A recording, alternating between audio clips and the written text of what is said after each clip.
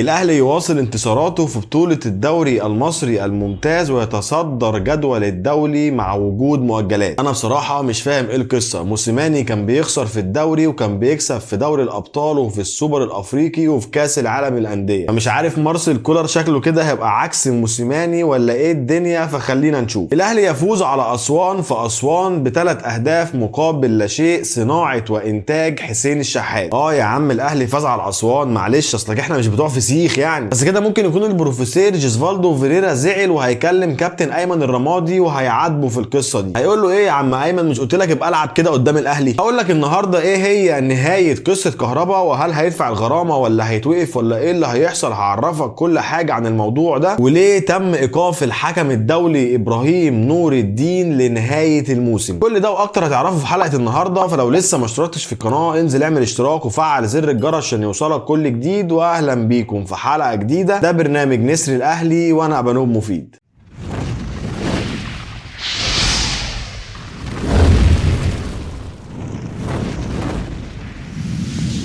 عزيزي الاهلاوي الجميل، ازيك؟ الاهلي بيفوز على اسوان في اسوان ب3 اهداف مقابل لا شيء. مارسيل كولر عرف غلطه ورجع يلعب بالخطه المفضله ليه 4-2-3-1. لما كان من الاول يا عم ما كانش ليها لازمه التجارب اللي خسرتنا كتير دي. 4-2-3-1، محمد الشناوي في حراسه المرمى، 2 قلب دفاع محمود متولي ومحمد عبد المنعم، ناحيه اليمين خالد عبد الفتاح، ناحيه الشمال محمد اشرف، قدامهم 2 في نص الملعب اليو ديانج ومروان عطيه، قدامهم 3 حسين الشحات محمد مجدي قفشه واحمد عبد القادر، وراس حربه كهربا. قبل ما الماتش يبدا لو كنت سالتني انت خايف من الماتش ده ولا لا، هقول لك لا. مع احترامنا طبعا لفرقه اسوان، فرقه كبيره جدا وفرقه محترمه وبتقدم موسم كويس جدا، ولكن لما شفت التشكيله والخطه اللي نازل بيها كولر انا اطمنت وقلت الماتش ده بتاعنا. زي ما قلت لك بقى اصلك احنا مش بتوع فسيخ يعني. الاهلي من اول دقيقه باين ان هو هيكسب، واللعيبه كان باين عليها ان هي عايزه تكسب. بصراحه احنا كنا محتاجين المكسب ده قوي. هجمات خطيره للاهلي ولكن بدون اي فايده. الاهلي ماسك كوره، الاهلي مسيطر على الماتش، الاهلي بيمشي الماتش زي ما هو عايز. في بدايه الماتش حسين الشحات راح بكوره ناحيه اليمين ولعبها بالعرض عشان يقابلها كهربا ويحطها في الجون، ولكن اتحسب التسلل. بس التسلل ده ما كانش على كهربا، كان على حسين الشحات، وبصراحه كان نايم في التسلل بقاله يومين يعني. عشان يرجع تاني حسين الشحات في الدقيقه 34 وبيلعب كوره بالعرض يستناها كهربا ويقول له انا مش هسيبها المره دي ويحطها في الجول، ويكون ده الهدف الاول للنادي الاهلي، صناعه وانتاج واخراج حسين الشحات وتنفيذ كهربا. حسين الشحات اللي الفتره دي بيقدم افضل اداء عنده مع النادي الاهلي، ومن زمان قوي ما شفناش المستوى ده من حسين الشحات. المهم مفيش وقت للكلام ولا للدلع. في الدقيقه 41 احمد عبد القادر بيسجل الهدف الثاني للنادي الاهلي، وبرضه صناعه وانتاج المتالق حسين الشحات، مع ان الكرة تولد شوية من احمد عبد القادر وهو بيستلمها، ولكن قدر ان هو يرجع تاني ويسيطر على الكرة ويحطها بشكل حلو قوي في الجول، ويكون ده الهدف الثاني للنادي الاهلي، صناعة حسين الشحات وتنفيذ احمد عبد القادر في الدقيقة 41. الدقيقة 44 محمد اشرف بيرتكب خطأ داخل منطقة الجزاء وبتحتسب ضربة جزاء على النادي الاهلي لصالح نادي اسوان. بصراحة خطأ ساذج جدا خالي من الخبرة، ما يعملوش عيل صغير بيلعب في الشارع، ولكن الشناوي قدر ان هو يصلح خطأ محمد اشرف وبيصد ضربة الجزاء ببراعة وتألق كبير جدا من محمد الشناوي. وعلى رأي كابتن ايمن الكاشف مفيش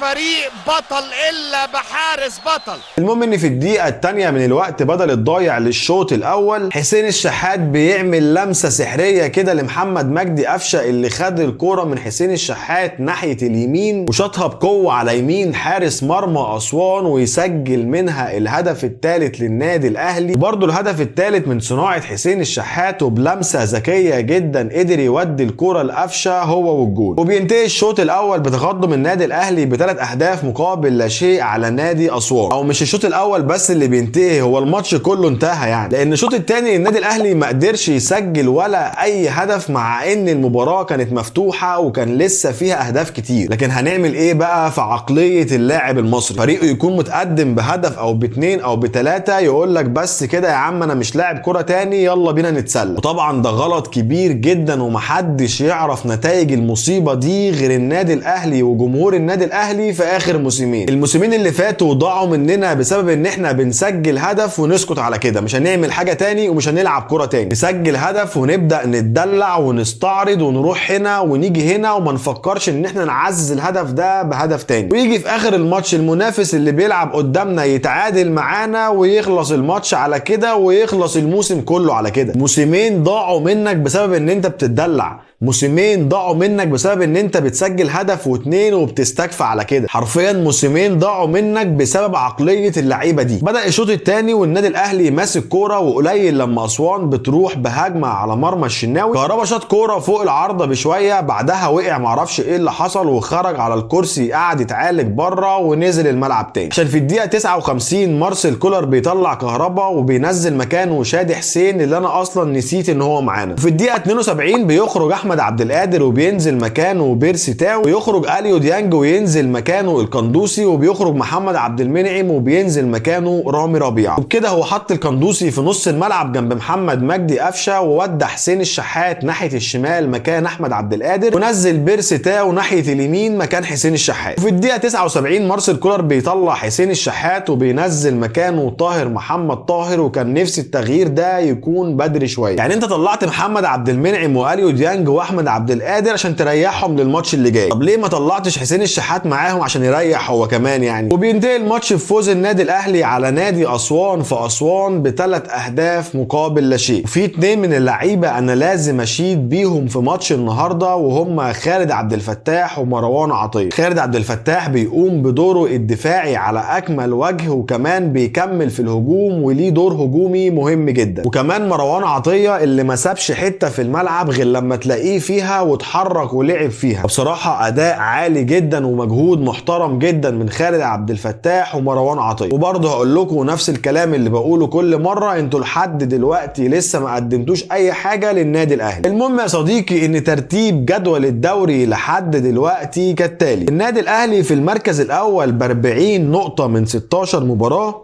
الاهرام في المركز الثاني ب37 نقطه من 18 مباراه، فيوتشر في المركز الثالث ب37 نقطة من 18 مباراة، والاتحاد السكندري في المركز الرابع ب33 نقطة من 19 مباراة. طبعا هتسألني هو فين نادي الزمالك في ترتيب جدول الدوري؟ هقول لك معلش يا صاحبي، انا بقول فرق المربع الذهبي واخر 4 فرق في الجدول. واخر 4 فرق في جدول الدوري الممتاز: حرس الحدود في المركز ال18 ب14 نقطة، البنك الاهلي في المركز ال17 ب14 نقطة، والاسماعيلي في المركز ال16 ب14 نقطة، والداخلية في المركز ال15 ب16 نقطة. وده كان ترتيب جدول الدوري المصري الممتاز لحد دلوقتي. وندخل على الموضوع اللي بعد كده وهو موضوع كهربا. طبعا الناس كلها بتسأل هو كهربا هيتوقف ولا لا؟ طب هيدفع الغرامة ولا لا؟ وهيدفعها امتى؟ وهيدفعها ازاي؟ اولا الفيفا وافقت ان كهربا يكمل لعب ومشاركة عادي جدا، وكمان يقسط الغرامة بتاعته. يعني كده مفيش ايقاف لكهربا وهيلعب عشان يقدر يدفع الغرامة بتاعته. كهربا هيعمل اعلان مع شركة اتصالات مصر، وبفلوس الاعلان ده هيدفع القسط الاول من الغرامه. الاعلان ده المفروض كان فيه علي معلول وحمدي فتحي والشناوي، والاداره ضغطت على شركه اتصالات مصر عشان يضموا كهربا للاعلان، لان الشناوي كان عايز يتنازل عن الاعلان ده ويخلي كهربا يصور مكانه، ولكن الشركه قالت احنا عايزين الشناوي في الاعلان ده، وتم الموافقه على وجود كهربا مع الشناوي وعلي معلول وحمدي فتحي. علي معلول وحمدي فتحي يصوروا الجزء بتاعهم في الاعلان بعد كاس العالم للانديه في فرع النادي الاهلي بالشيخ زايد، والشناوي وكهربا هيصوروا الجزء بتاعهم بعد ما يرجعوا من اسوان برضو في فرع النادي الاهلي في الشيخ زايد. دي كانت كل المعلومات اللي عندي بخصوص كهربا والغرامه بتاعت كهربا. ونخش على الموضوع اللي بعد كده، موضوع الفنان الرايق الحليوه كابتن ابراهيم نور الدين. كابتن ابراهيم نور الدين بعد ما راح وشاف ميسي وسلم عليه ايد بايد كده وهو اتجنن وبيعمل حاجات غريبه. في ماتش الزمالك وسموحه اللي انتهى بفوز الزمالك على سموحه ب3 اهداف مقابل هدف، وكان حكم اللقاء هو كابتن ابراهيم نور الدين اللي عمل شويه حاجات كده بوظت الماتش. اول كوره لما مدافع نادي الزمالك داس على رجل لاعب نادي سموحه داخل منطقه الجزاء، والفار كلم كابتن ابراهيم نور الدين عشان يروح ويشوف الكوره هل تستحق ضربه جزاء ولا لا. وبالفعل كابتن ابراهيم نور الدين راح للفار وشاف الكوره باكتر من زاويه واكتر من منظور، ولكن في الاخر ما حسبهاش ضربه جزاء. وعايز اقول لك ان الكوره دي مش محتاجه فار ومش محتاجه اي حاجه، هي ضربه جزاء بنسبه 1000%. الهجمه اللي بعد كده زيزو معاه الكوره داخل منطقه جزاء سموحه ولم مدافع سموحه ومدافع وقع في الارض. وبعد ما زيزو لم المدافع كانت زاويه الشوط قدامه مفتوحه وبكل بساطه ممكن يحطها في الجون، لكن الحكم ابراهيم نور الدين صفر وقال لك وقف لعب يا عم، الكره دي ضربه جزاء. طب ضربه جزاء ازاي يا عم؟ ده الواد اتلم ووقع قدام زيزو. قال لك لا، هو وبيقع لمس الكره بايده. المهم لعيبه سموحه اعترضوا على الحكم وهو قال لهم يا جماعه مش في فار. قالوا له قال لهم طب ما تيجي نشوف. تعال.